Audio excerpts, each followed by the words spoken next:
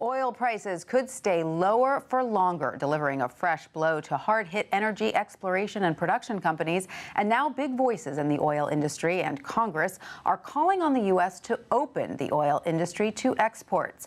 WSJ's Nicole Friedman joins us now with the story. Nicole, great to have you here. Thanks for having me. What's behind this lower outlook for oil futures? Yeah, so oil futures, the benchmark price that we cite in the paper every day, is at about a 4-month low.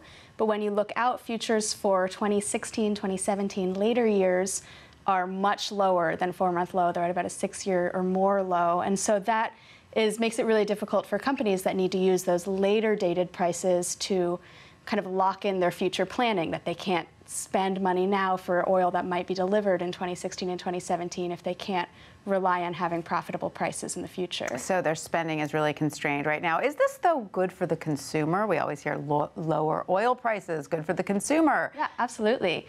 Gas prices are at their lowest for this time of year in 5 years, or maybe 6 years, I think. So it's definitely a good time to be a U.S. driver. Some of that benefit is trickling down, and people are talking about potentially seeing gas prices go below $2 a gallon again by winter. But what does this mean for the big oil companies in terms of further exploration?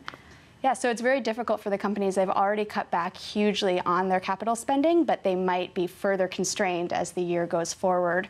Right now, their profits, they're benefiting from prices that they locked in a year ago, 2 years ago, and if they can't continue to lock in prices in the future, they might have to cut back more. And this has surprised some oil industry watchers, hasn't it? I mean, some hedge funds have lost out who bet that the oil prices would go up. Yeah, absolutely. A lot of investors came into the market in March and April and bet that prices would rise as U.S. production started to fall, and a lot of those speculators have had to cut back on those bets because they went against them. And so Astonbeck Capital Management, which is one of the biggest oil-focused hedge funds, lost 17% in July, which was a pretty dramatic. Absolutely. Now, the House looks set to vote on whether to lift the ban on oil exports. What do you think is going to happen here?